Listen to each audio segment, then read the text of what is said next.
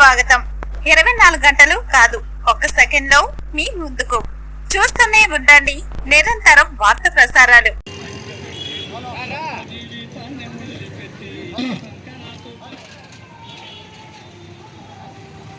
అరికట్టాలే medical pharmacy మాఫియానే, అరికట్టాలే medical pharmacy మాఫియానే, అరికట్టాలే మెడికల్ ఫార్మసీ మాఫియానే, అరికట్టాలే మెడికల్ ఫార్మసీ మాఫియానే, అరికట్టాలే మెడికల్ ఫార్మసీ మాఫియానే, అరికట్టాలే మెడికల్ ఫార్మసీ మాఫియానే.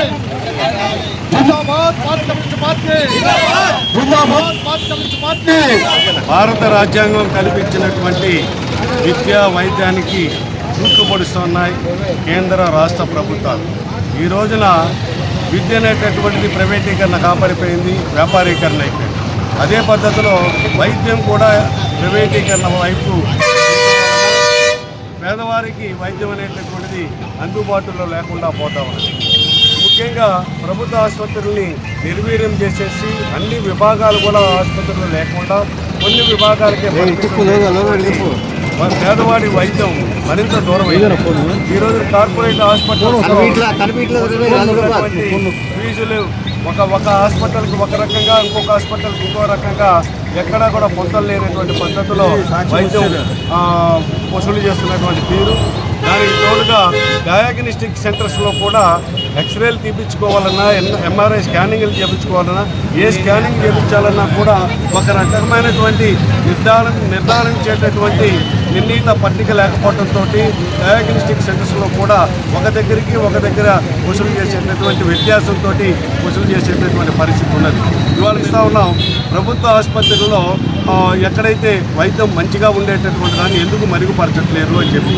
అదే పద్ధతిలో ఈ రోజున ఉన్నటువంటి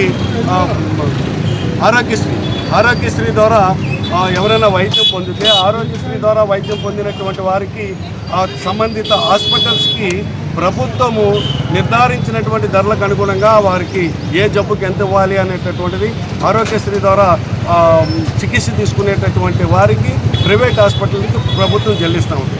అదే పద్ధతిలో వ్యక్తులుగా వెళ్ళినప్పుడు ఆరోగ్యశ్రీలో కానీ లేకపోతే సీఎంఆర్ఎఫ్లో కానీ లేనటువంటి వైద్యానికి హాస్పిటల్స్కి వెళ్తే ఒక హాస్పిటల్లో ఆపరేషన్కి ఒక రకమైనటువంటి ఛార్జీలు, ఇంకొక హాస్పిటల్లో ఇంకొక రకమైనటువంటి ఛార్జీలు ఎందుకు వ్యత్యాసం ఉండాలి అనేటటువంటిది సిపిఐగా ప్రశ్నిస్తా ఉన్నాం.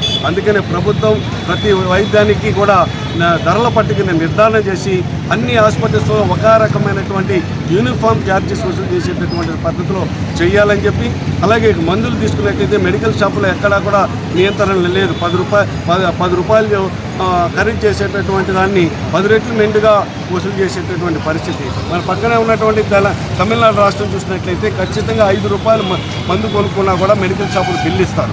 కానీ మన దగ్గర బిల్లు ఇచ్చేటటువంటి బిల్స్ అనేటటువంటి లేనటువంటి పరిస్థితి.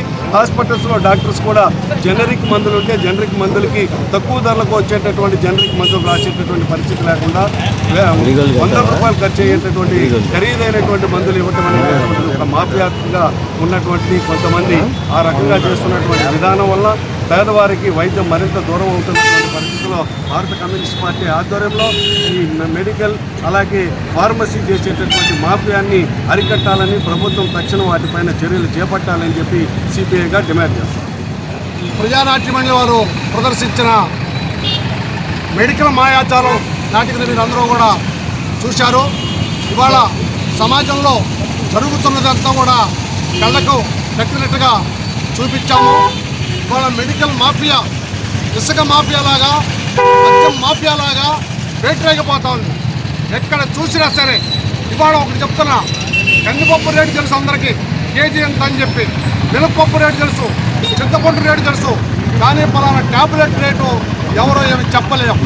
ఎందుకంటే ఒక్కొక్క ట్యాబ్లెట్ ఒక్కొక్క చోట ఒక్కొక్క రేటు. అలాగే మనం కడుపులు నొప్పో తలకాయ నొప్పో అనేది హాస్పిటల్కి వెళితే వాళ్ళు రకరకాలుగా 1 కాదు 2 కాదు దాదాపుగా 10-12 టెస్టులు రాస్తున్నారు. మళ్ళీ అది కూడా ఆ ల్యాబ్లోనే చేయాలి. ఉదాహరణకు నాకు హెల్త్ బాగోలేక ఒక హాస్పిటల్లో టెస్టులు చేయించుకున్నాం. సరే సెకండ్ ఒపీనియన్ కోసం మళ్ళీ ఇంకో డాక్టర్ దగ్గరికి వెళితే అక్కడ ఏం చేశాడు, ఈ రిపోర్ట్లో సరిగ్గా కూడా చూడకోకుండా వెంటనే మళ్ళీ ఆయన ఒక 15 టెస్టులు రాశాడు, 13,000 రూపాయలు బిల్లు వేశాడు. ఏంటి చెప్పండి? వాళ్ళ ఇక్కడ చేసిన టెస్ట్ ఇక్కడ ఈ టెస్ట్ పనికిరాదు. ఏదో ఇదంతా కేవలం వాళ్ళ యొక్క కమిషన్ల కోసం, వాళ్ళ యొక్క డబ్బుల కోసం అందరూ కూడా చేస్తున్నారు. కాబట్టి సిపిఐగా గత 15 రోజుల నుంచి కూడా ఈ మెడికల్ మాఫియాపై మేము నిరసన కార్యక్రమాలు చేస్తున్నాము.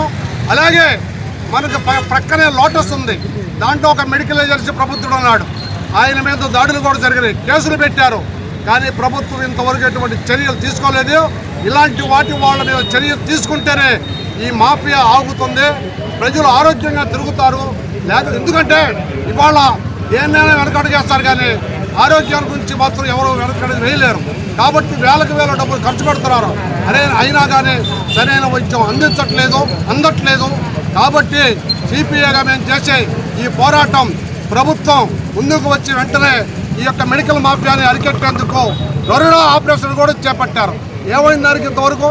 కాబట్టి వీటన్నింటినీ కూడా దృష్టిలో పెట్టుకుని ప్రభుత్వం వెంటనే చర్యలు తీసుకోవాలని చెప్పేసి సిపిఐగా ఈరోజు ఇక్కడ నిరసన కార్యక్రమం ఏర్పాటు చేశాం.